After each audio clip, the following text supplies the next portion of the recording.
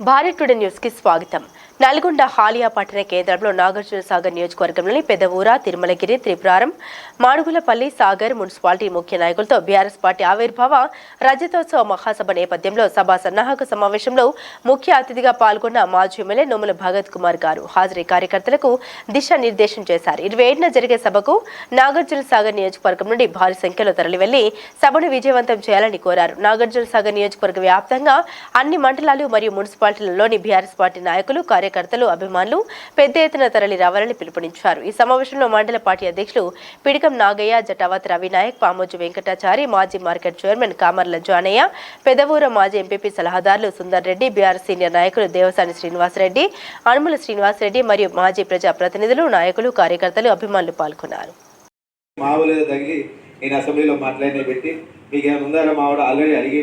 వచ్చేదాన్ని తీసుకెళ్లి హుజూర్ నగర్ కొనిస్తున్నారు, ఇది తప్పు. మీరు అందరూ తక్షణమే ఇది నియోజకవర్గానికి కావాల్సినటువంటి పిల్లలకు సంబంధించినటువంటి సమస్య, దాంట్లో రాజకీయం ఏం లేదు, తక్షణం తీసుకురండి అని చెప్పడం. దేని భయపడలేదు. నియోజకవర్గ సమస్యలు ఎప్పుడున్నా కానీ ఖచ్చితంగా ముందరుండాల్సిందే, వారి తరఫున కొట్లాడాల్సిందే.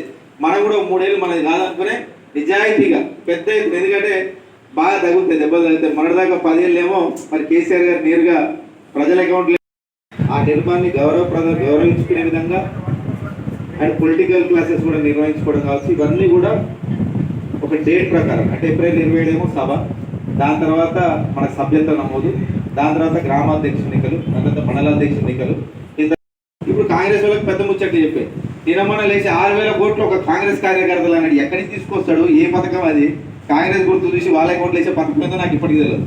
సో ఇవన్నీ ముచ్చట్లే. ఏమైనా వాళ్ళ కార్యకర్తలు కొంచెం ఉత్తేజపరిచి ఈ ఎలక్షన్ వల్ల వాళ్ళని ఏదో గెలిపించాలి, వాళ్ళని అంటే మన కేసీఆర్ గారితో కూర్చున్న క్రమంలో నెక్స్ట్ పార్టీ నిర్మాణం ఒక సిస్టమేటిక్ ఉంటుంది.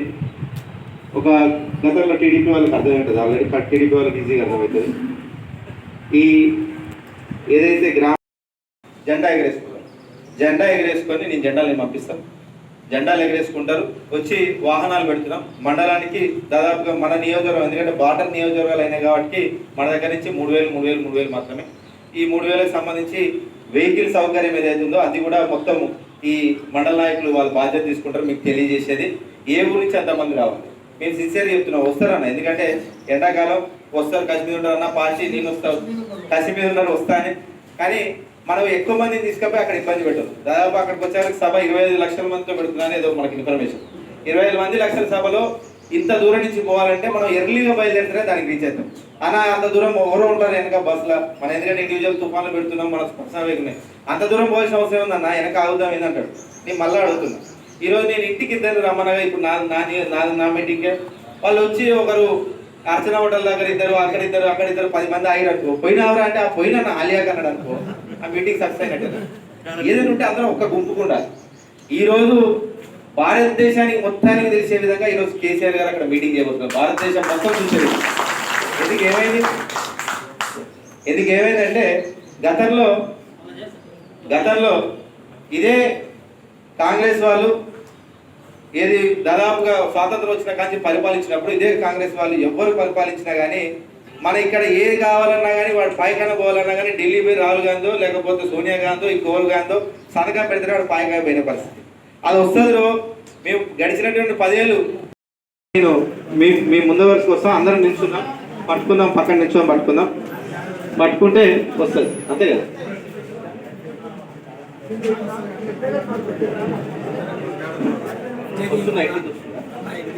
చూడరా పాలిచ్చే బరే కదా చెప్పిన, ఇవి 10 లీటర్లు ఇస్తుందంటే మా హైదరాబాద్లో ఉన్నదిరా మస్తుంది సంతలా, అది తీసుకొస్తే ఒకే రోజు 25 లీటర్లు ఇస్తుంది, అది తీసుకో అంటే అంతేనా నిజమేనని చెప్పేసి ఈ 10 లీటర్లు పాలిచ్చే బరే నమ్మేసి 25 లీటర్లు అనుకున్నారు. అది నిండా 2 లీటర్లు కూడా చెప్పి ఇబ్బంది పడతారా, దాని తర్వాత అడగడానికి కూడా ఒకటి ఉండడానికి కూడా చెప్పిన. ఇప్పుడు అదే పరిస్థితి. నేను ఏమంటున్నా అంటే, ఏదైతే మీరు ఓటేసిన క్రమంలో చాలామంది అర్థం చేసుకుని ఏంటంటే, గతంలో ఈయన వస్తే ఇంట్లోకి రానిస్తాడు, నిమ్మలంగా కూర్చోబెడతాడు, వాళ్ళ నాన్నలాగా కదా అనుకో. ఈయన వస్తే అన్న నీళ్ళు కావాలన్నా అంటే మా నాన్నకి చెప్పాడు, అన్న కరెంటు పోతుందంటే నాకే తెలుసు మా నాన్నకి చెప్పాడు. ఈ నాన్నకి చెప్పు తప్ప వేరే ఆలోచన లేదు,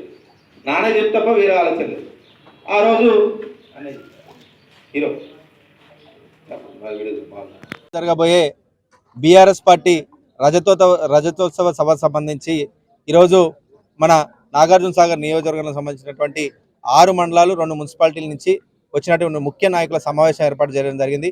దీంతో పాటు ఆ రోజు ఏప్రిల్ 27 నాడు జరగబోయే సభకు సంబంధించినటువంటి పోస్టర్ ఆవిష్కరణ కూడా చేయడం జరిగింది. మా ఉద్దేశం అంతా కూడా ఏదైతే మేము రేపు 25 ఏట అడుగుపెట్టబోతున్నామో మా బీఆర్ఎస్ పార్టీ ఆవిర్భవించిన తర్వాత ఈ 25 ఏటని ఈ రజతోత్సవాన్ని పెద్ద ఎత్తున ప్రజలందరూ ఇప్పుడు అందరూ కూడా గడిచినటువంటి ఈ కాంగ్రెస్ ప్రభుత్వం వచ్చినటువంటి సంవత్సరంలోనే ఎన్నో ఇబ్బందులకు గురవుతున్నారు. దీని నుంచి మళ్ళా మా పార్టీ ఏ విధంగా మేము దీన్ని ఎదుర్కొని మళ్ళీ ప్రజలకు వాళ్ళు ఏదైతే హామీలు ఇచ్చారో అవన్నీ వాళ్ళు నెరవేర్చే విధంగా ఏ విధంగా మా కార్యాచరణ ఉండబోతుంది, ఏ విధంగా మా పార్టీ గడిచినటువంటి 24 ఏళ్ళు ఏ విధంగా మేము పోరాటం చేసి తెలంగాణ సాధించుకున్నామో, గడిచినటువంటి 10 ఏళ్ళు ఏ విధంగా ప్రభుత్వాన్ని నడిపించినాం, రేపు రాబోయే కాలంలో కూడా మా పార్టీ విధానం ఏ విధంగా ఉండబోతుందో పెద్ద ఎత్తున ప్రజలందరూ కూడా కేసీఆర్ గారి ఆయన మాటల కోసం ఎదురు చూస్తున్నారు. కాబట్టి ప్రజలందరూ కూడా ఇక్కడి నుంచి వేలాదిగా తరలిరావడానికి సిద్ధంగా ఉన్నారు. దానికి అనుకున్నటువంటి కార్యాచరణ కూడా ఏ విధంగా తీసుకోవాలి, ఏ విధంగా 27వ తారీఖు నాడు ముందరికెళ్లాలనే దాని మీద మేము ఈరోజు మాట్లాడుకోవడం జరిగింది. ఇది రేపు ఏప్రిల్ 27 నాడు పెద్ద ఎత్తున వేలాదిగా ఈరోజు నాగార్జున సాగర్ నియోజకవర్గం నుంచి ప్రజలందరూ కూడా కదలబోతున్నారు అన్న సంగతి కూడా మీ మీడియా ముఖంగా అందరికి తెలియజేస్తుంది.